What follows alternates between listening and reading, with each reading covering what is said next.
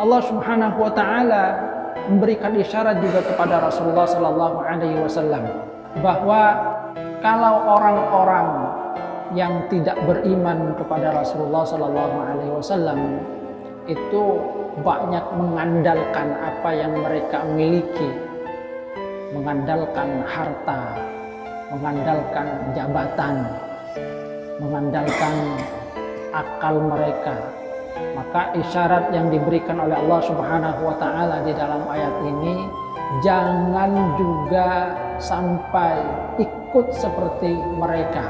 Hendaklah kamu itu percaya kepada Allah Subhanahu wa taala, serahkan itu kepada Allah.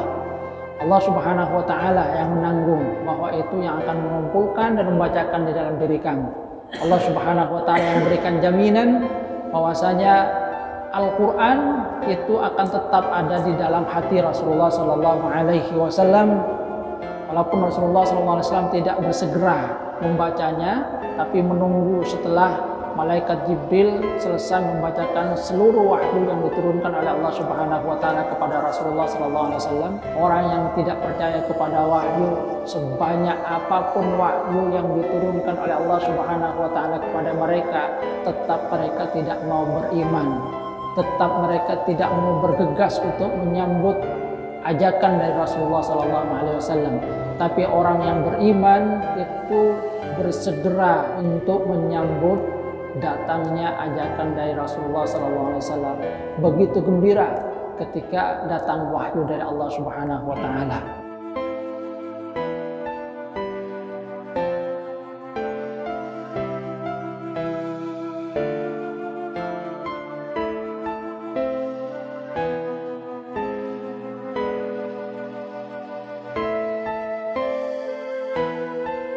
Assalamualaikum warahmatullahi wabarakatuh.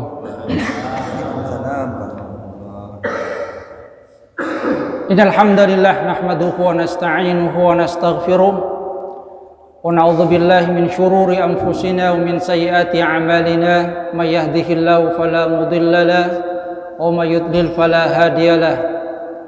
Asyhadu an la ilaha illallah wahdahu la syarika lahu wa ashhadu anna Muhammadan abduhu wa rasuluhu la nabiyya ba'dah. Allahumma salli ala Muhammad wa ala ali Muhammad kama sallaita ala ali Ibrahim innaka Hamidum Majid. Allahumma barik ala Muhammad wa ala ali Muhammad kama barakta ala ali Ibrahim innaka Hamidum Majid. Rabbi shrah li sadri wa yassir li amri wahlul 'uqdatam min lisani yafqahu qawli, amma ba'du. Hadirin jamaah pengajian rahimakumullah, kita lanjutkan kajian tafsir di surah Al-Qiyamah.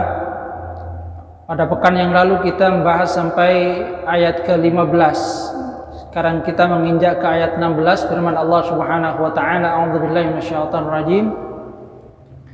La tuharrik bihi lisanaka lita'jala bih.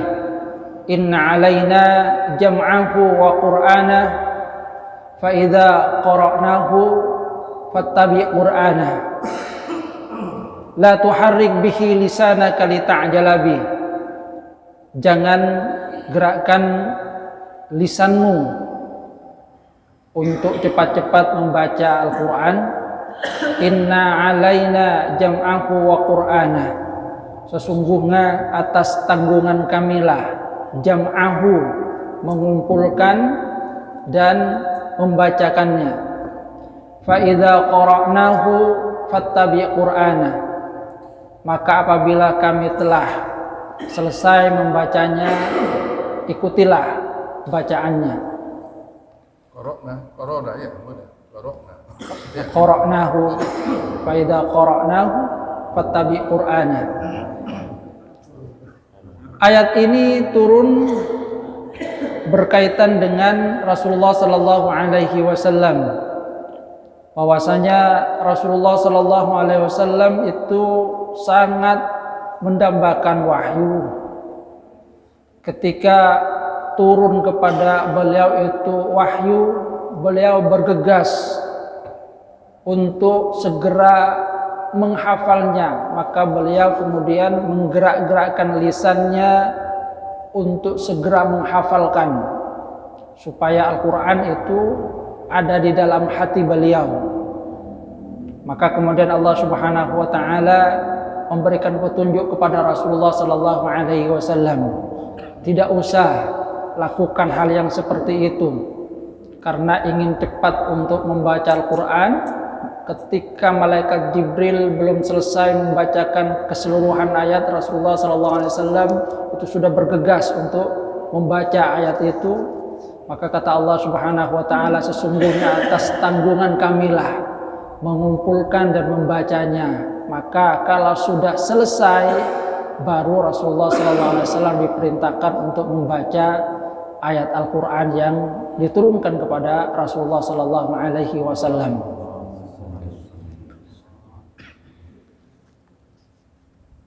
Ada beberapa pandangan di kalangan mufassir tentang ayat ini dan hubungannya dengan ayat sebelumnya. Sebab ada yang kemudian melihat ayat ini dan menyatakan apa hubungan antara ayat ini dengan ayat-ayat sebelumnya. Ayat-ayat sebelumnya itu membicarakan tentang hari kiamat, membicarakan tentang orang-orang yang mendustakan Al-Quran. Kenapa kemudian tiba-tiba pindah pembicaraan dengan Rasulullah SAW tentang wahyu yang diturunkan oleh Allah Subhanahu wa taala kepada Rasulullah SAW. Sehingga kemudian kata Imam Fakhruddin Ar-Razi, ada yang menyatakan ini Al-Qur'an ini diubah ini. Buktinya adalah ayat ini. Tidak ada hubungan sama sekali antara ayat ini dengan ayat-ayat sebelumnya. Maka kemudian para ulama diantaranya misalnya Imam Fakhruddin Ar-Razi memberikan ulasan bahwa sesungguhnya kaitan antara ayat ini dengan ayat-ayat sebelumnya amat jelas bagi orang yang mau merenungkan. Kalau kata Syekh Wahbah Zuhaili, antara ayat ini dengan ayat sebelumnya hubungannya adalah antara orang yang tidak mempercayai wahyu dengan orang yang percaya dengan wahyu.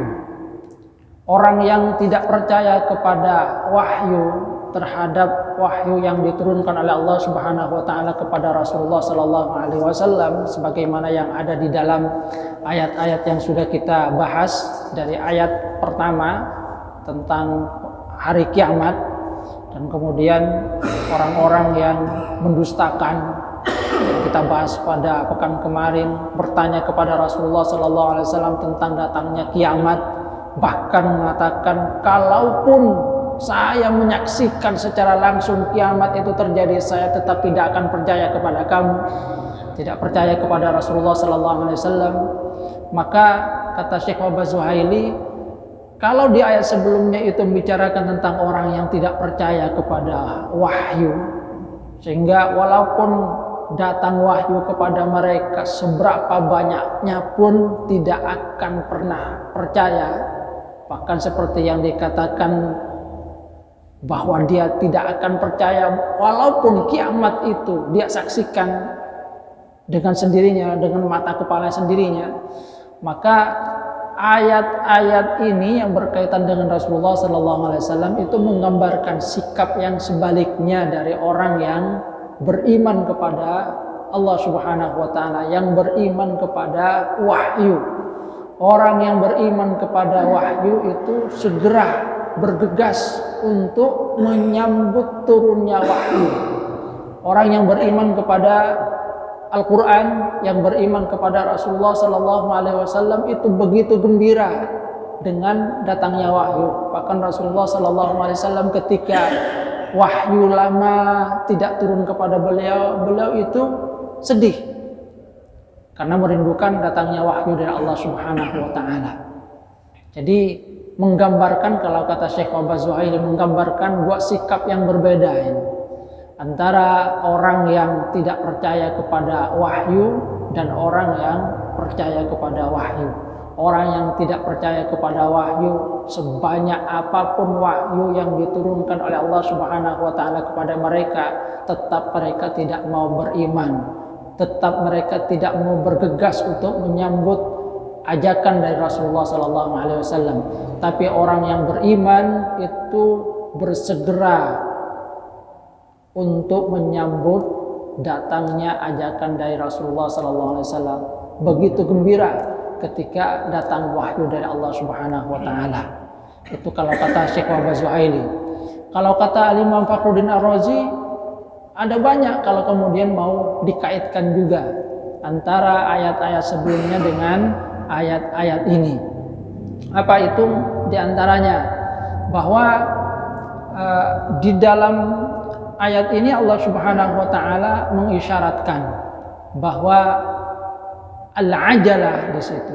Al-ajalah, sikap terburu-buru, bergegas-gas, terlalu terburu-buru itu adalah sesuatu yang tidak baik, dan itu adalah sikap dari orang-orang kafir.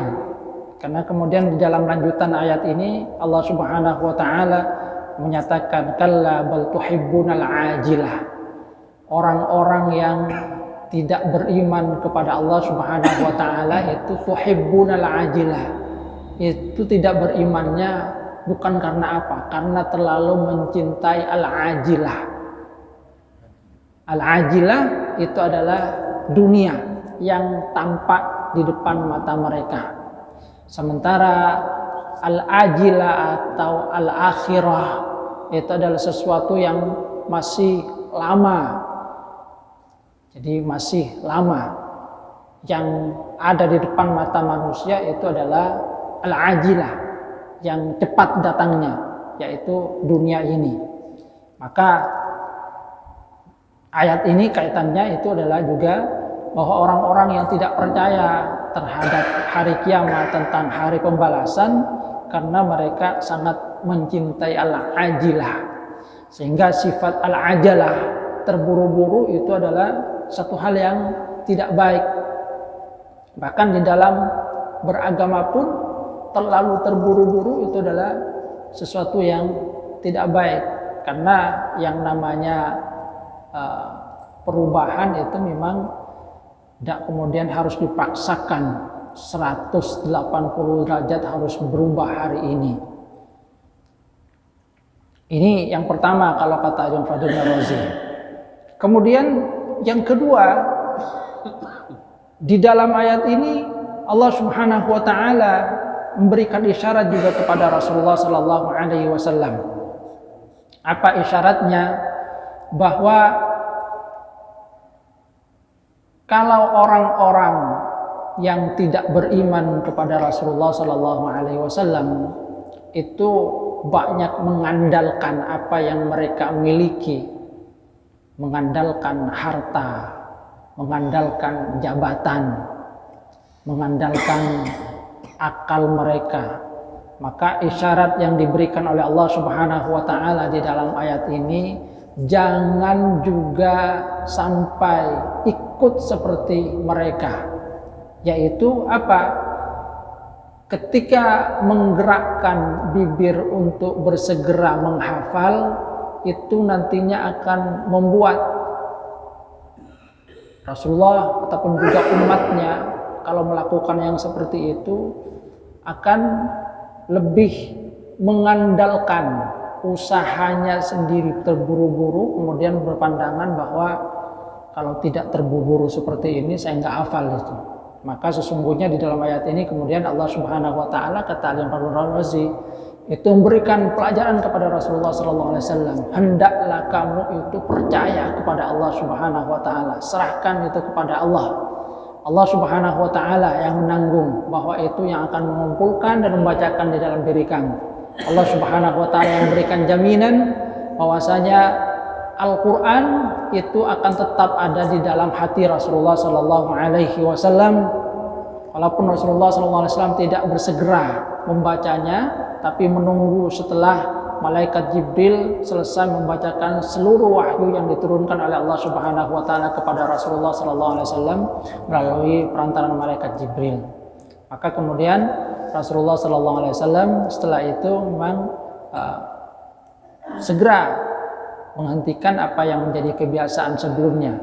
Dan ini juga diceritakan oleh Ibnu Abbas, Kata Ibnu Abbas, awalnya saya juga melihat seperti itu Rasulullah ketika datang wahyu segera menggerakkan bibirnya, maka saya ikut juga. Tapi kemudian ketika ayat ini turun, saya juga kemudian berhenti. Artinya mendengarkan terlebih dahulu ayat Al-Quran itu selesai dibacakan, baru setelah itu diulangi. Hadirin jamaah rahimakumullah. Jadi itu hubungan antara ayat-ayat ini dengan ayat sebelumnya. Bahkan nanti kalau kita bicarakan ayat sesudahnya itu, sebagaimana yang dikatakan oleh Al-Imam Fakhruddin Ar-Razi, itu menunjukkan bahwa ada kaitan yang amat erat antara ayat-ayat ini dengan ayat-ayat sebelumnya dan juga bahkan ayat-ayat sesudahnya. Hadirin jamaah rahimakumullah, di dalam ayat ini juga ada pelajaran yang sangat penting yang berkaitan dengan Al-Quran yang diturunkan oleh Allah Subhanahu wa Ta'ala kepada Rasulullah Sallallahu Alaihi Wasallam untuk menjadi pedoman bagi kita umat Rasulullah Sallallahu Alaihi Wasallam, yaitu bahwa di dalam memahami ayat-ayat Al-Quran, di situ Allah Subhanahu wa Ta'ala memberikan kita pelajaran. Apa pelajarannya? Bahwa di dalam ayat ini Allah Subhanahu wa Ta'ala mengajari Rasulullah Sallallahu Alaihi Wasallam agar tidak cepat-cepat di dalam membaca Al-Quran sampai kemudian segera menututi apa yang dibacakan oleh malaikat Jibril, bahkan berharap juga agar wahyu itu segera turun. Maka pelajarannya adalah bahwa Al-Quran itu memang diturunkan oleh Allah Subhanahu wa Ta'ala juga kepada Rasulullah Sallallahu Alaihi Wasallam secara beransur-ansur. Supaya apa? Supaya Al-Quran itu menetap di dalam hati. Inna alaina jam'ahu wa qur'ana. Jadi di dalam memahami ayat Al-Quran, pertama adalah menghafalnya itu. Jadi menghafalnya, dan itu dilakukan secara pelan-pelan. Makanya di dalam sejarah kita akan mendapatkan bahwasanya Al-Quran itu memang tidak langsung turun sekaligus, akan tapi berangsur-angsur. Di antara tujuannya adalah supaya Al-Quran itu yang merupakan hudan linnas itu menetap di dalam hati manusia. Sebab Rasulullah SAW itu juga pernah memberikan peringatan bahwa nanti itu ada satu golongan yaqra'un Al-Quran, yang membaca Al-Quran, akan tetapi Al-Quran itu la yujawizu taraqiyahum. Al-Quran itu tidaklah lewat kerongkongan mereka, artinya tidak masuk ke dalam hati, hanya berhenti di lisannya. Jadi mereka membaca Al-Quran, akan tapi Al-Quran itu hanya berhenti pada lisannya, tidak turun ke hati. Padahal di dalam Al-Quran Allah Subhanahu wa Ta'ala mengisyaratkan bahwasanya petunjuk yang diberikan oleh Allah Subhanahu wa Ta'ala, yaitu Al-Quran, itu adalah hendaknya masuk ke dalam hati. Wa may yu'min billah yahdi qalbah. Dan siapa yang beriman kepada Allah, Allah itu akan memberikan hidayah pada hatinya. Al-Quran itu adalah hudan linnas, hudan lil muttaqin, petunjuk bagi manusia, petunjuk bagi orang-orang yang bertakwa. Maka hendaklah Al-Quran itu masuk ke dalam hati. Makanya kalau kita lihat di dalam sirah, kita akan mendapatkan bagaimana para sahabat Rasulullah SAW itu memang ketika mempelajari Al-Quran memang tidak bersegera untuk menambah kuantitas. Mereka berusaha untuk mempelajari Al-Quran sedikit demi sedikit. Yang paling penting adalah apa yang diisyaratkan di dalam ayat ini, dalam ayat-ayat ini isyaratnya adalah pertama adalah hifdzuhu wa tilawatuhu, menghafal dan membaca. Itu yang pertama memang, menghafal dan membacanya. Kemudian setelah menghafal dan membacanya, baru kemudian jam'ahu fi sadrihi hifdzuhu fil ayatil ula wa tsaniyah, membacanya wa taysiru adaihi. Yang kedua adalah mengamalkannya. Jadi mengamalkannya, dan yang ketiga adalah di situ diisyaratkan bayanuhu wa idahu ma'nahu, memahami maknanya. Jadi ada 3 hal yang berkaitan dengan Al-Qur'an yang disyaratkan dalam ayat ini: menghafal, membaca, memahami maknanya, dan kemudian mengamalkannya. Dan inilah yang memang dilakukan oleh para sahabat Rasulullah Sallallahu Alaihi Wasallam. Jadi mereka tidak bergegas untuk banyak menghafal atau membaca ayat Al-Quran tanpa memahami apa yang menjadi makna dari ayat yang dibaca. Karena dengan memahami dan kemudian petunjuk itu turun ke dalam hati, maka Al-Quran itu akan benar-benar menjadi hudan, menjadi petunjuk bagi mereka, bagi orang-orang yang diisyaratkan oleh Allah Subhanahu wa taala sebagai orang-orang yang bertakwa, yang kata Syekh Asy-Syinkiti itu adalah al-huda al-khas itu. Sehingga di dalam sirah kita misalnya akan mendapatkan ada sahabat dari Rasulullah Sallallahu Alaihi Wasallam yang ketika membaca ayat Al-Quran itu ada yang mengulang-ulang, kadang ada yang satu ayat itu diulang gitu.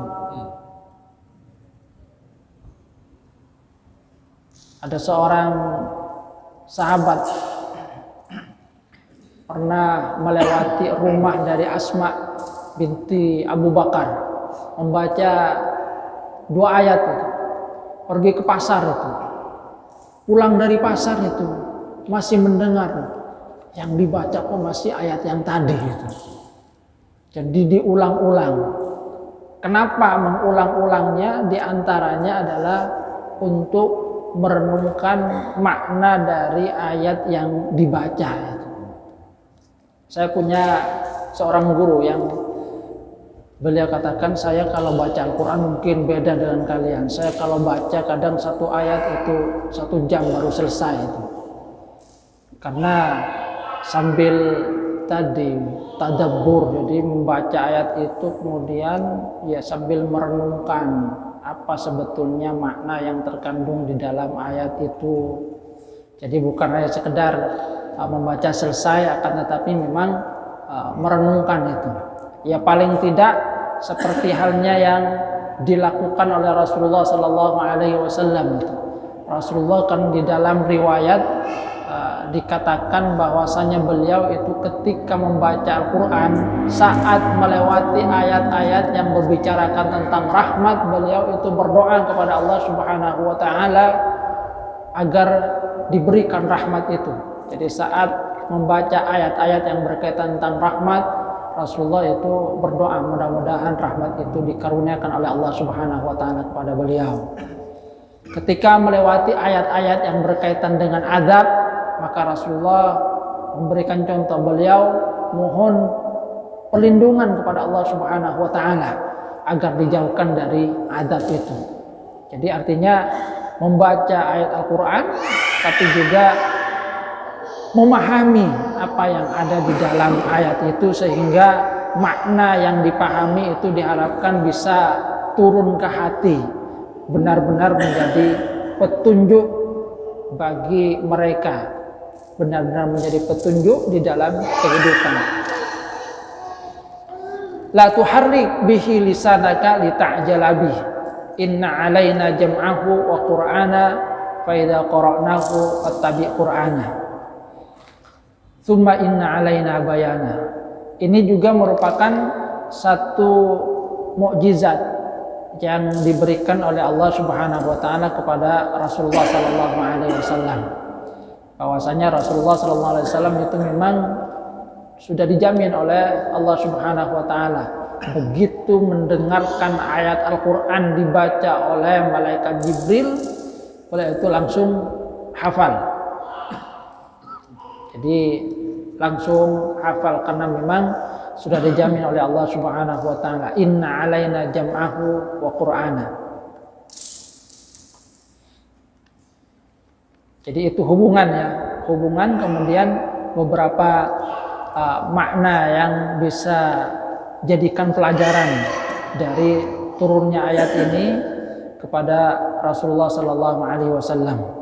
Jadi kalau dikaitkan dengan ayat sebelumnya, ini merupakan perbandingan yang bertolak belakang antara sifat orang yang menerima wahyu dengan orang yang tidak menerima wahyu, yang percaya kepada wahyu dengan yang tidak percaya kepada wahyu.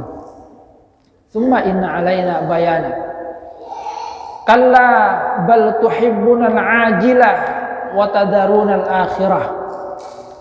Apalagi kemudian kalau dihubungkan dengan ayat sesudahnya, Allah Subhanahu wa taala kembali menegaskan, kalla bal tuhibbunal ajilah. Kenapa mereka itu tidak percaya terhadap wahyu yang diturunkan oleh Allah Subhanahu wa taala kepada Rasulullah sallallahu alaihi wasallam? Kenapa mereka itu tidak percaya terhadap hari kiamat? Maka sesungguhnya yang membuat mereka itu tidak percaya terhadap hari kiamat itu adalah bal tuhibbunal ajilah, karena mencintai al-ajilah. Al-ajilah itu adalah sesuatu yang cepat datangnya, yaitu dunia yang ada di depan mata. Jadi karena lebih mencintai dunia, wa tadarunal akhirah, sehingga kemudian mengabaikan akhirat. Orang-orang yang tidak percaya terhadap hari kiamat itu memang salah satu faktornya adalah kecintaan yang besar terhadap dunia. Karena yang mereka lihat di dalam keseharian adalah nikmat-nikmat dunia yang diberikan oleh Allah Subhanahu wa taala. Bangun tidur yang mereka lihat itu kan adalah hal-hal yang sifatnya materi di depan mata mereka. Dan ini memang merupakan sifat dari orang-orang kafir. Orang-orang kafir itu memang yang tampak bagi mereka itu adalah apa yang ada di depan mata itu. Jadi apa yang ada di depan mata, sesuatu yang gaib itu adalah sesuatu yang dalam pandangan mereka adalah tidak perlu difikirkan. Karena yang menjadi pikir mereka adalah bagaimana menikmati dunia, dan mereka tidak ingin kehilangan kesenangan dunia ini. Sehingga dengan demikian mereka menolak adanya kebangkitan, adanya hari kiamat. Karena mereka memang lebih menyukai bahwa kehidupan dunia itu hanya berakhir begitu saja.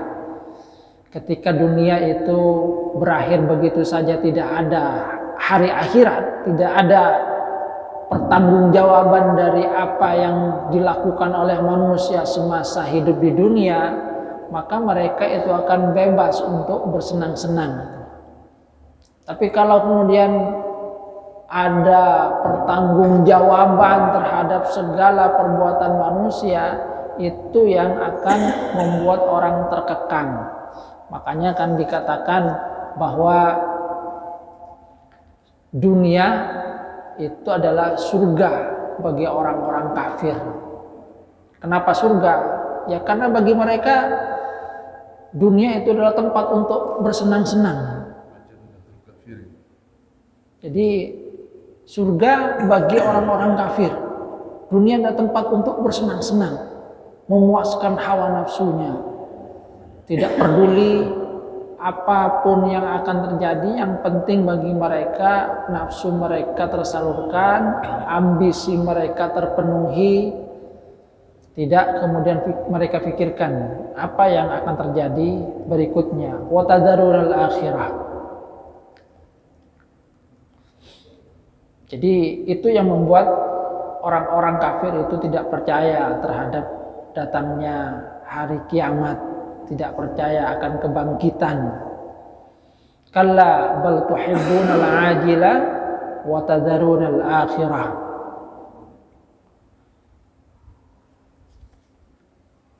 Berikutnya kemudian Allah Subhanahu wa taala menyatakan wujuhu yawma idzin nadhirah ila rabbiha nadhirah wa wujuhu yawma idzin basirah tadhunnu ay yuf'ala biha faqirah.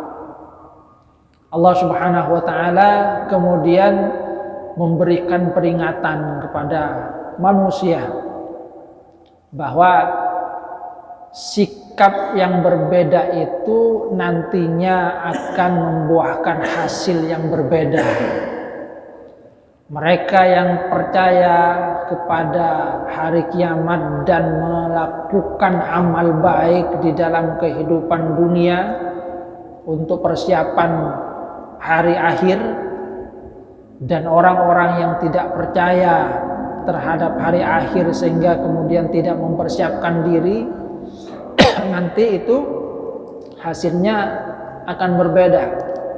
Allah Subhanahu wa taala menyatakan wujuhu yawma idzin nadhirah ila rabbiha nadhirah.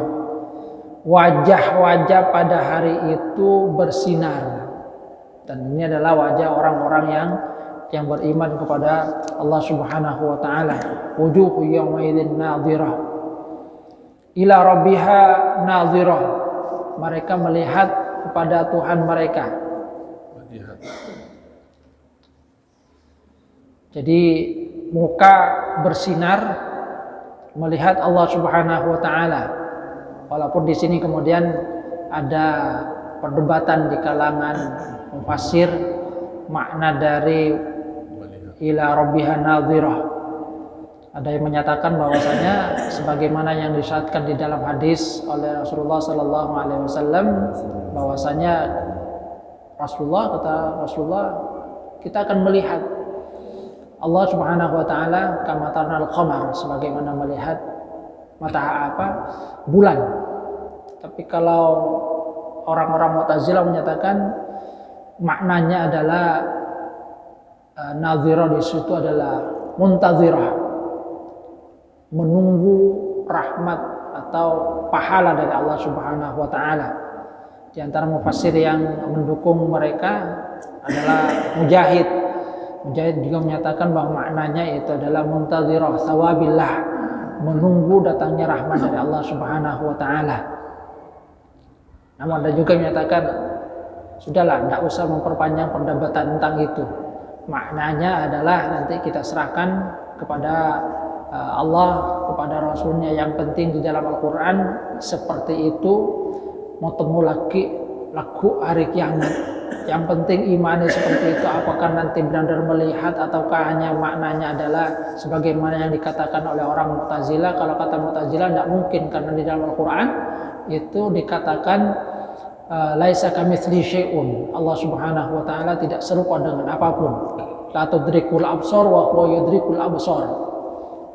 Penglihatan tidak bisa mencapai Allah Subhanahu wa taala, sementara Allah Subhanahu wa taala yang meliputi semuanya itu.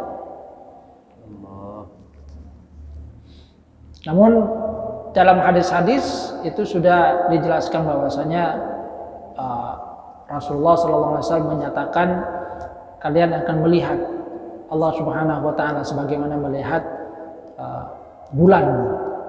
Di dalam hadis yang lain itu dikatakan juga bahwa adna, derajat yang paling rendah itu ya hanya mampu untuk memandangi kekuasaan Allah Subhanahu wa taala. Tapi afdaluhum, yang memperoleh tingkatan yang tertinggi, itulah yang diberikan karunia oleh Allah Subhanahu wa taala untuk melihat Allah Subhanahu wa taala. Itu dalam riwayat yang lain. Allah alam. Yang pasti dalam ayat ini memakai kata nadhirah dengan melihat.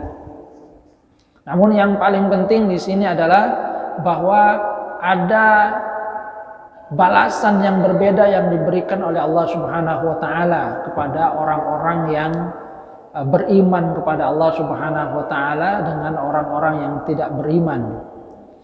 Kalau orang-orang yang beriman mereka berseri-seri wajahnya, gembira karena diberikan balasan oleh Allah Subhanahu wa taala terhadap apa yang mereka lakukan semasa hidup di dunia, maka orang-orang yang tidak beriman kepada Allah Subhanahu wa taala, muka mereka pada waktu itu adalah suram, kusam, masam.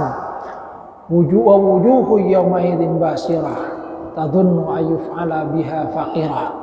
Karena mereka sudah tahu, yakin bahwasanya mereka itu akan mendapatkan azab. Setelah melihat bahwasanya mereka itu dibangkitkan, mereka kemudian sadar itu kan bahwa apa yang mereka dustakan selama di dunia itu ternyata benar adanya, bahwa ternyata mereka yang sudah meninggal dunia ternyata dibangkitkan. Itu mereka lihat sendiri, maka mereka kemudian sudah bisa melihat, sudah yakin, tuh saya celaka ini. Tadunnu ayyuf'ala biha faqirah. Artinya di sini Allah Subhanahu wa taala memberikan peringatan bahwa silahkan kalian ambil sikap yang mana. Tuhibbunal ajila wa tadharul akhirah, bergegas mencintai dunia sehingga kemudian melupakan akhirat, ataukah kalian beriman kepada Allah Subhanahu wa taala dan wahyu yang diturunkan oleh Allah Subhanahu wa taala kepada Rasulullah sallallahu alaihi wasallam. Namun yang pasti nanti balasannya itu adalah berbeda. Orang yang beriman itu nanti akan bersinar-sinar, gembira karena memperoleh balasan yang setimpal dari Allah Subhanahu wa taala atas apa yang mereka lakukan di dunia.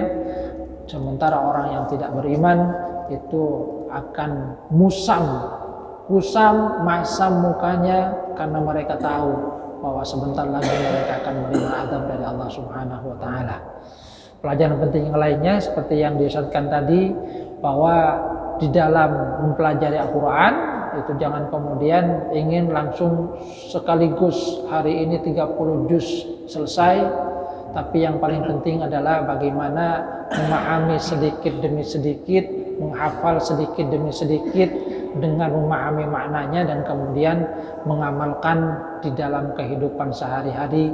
Karena Al-Quran itu diturunkan oleh Allah Subhanahu wa taala itu sebagai hudan, sebagai petunjuk, dan petunjuk inilah yang kemudian harus kita pahami, dimasukkan ke dalam hati dan diamalkan di dalam kehidupan sehari-hari.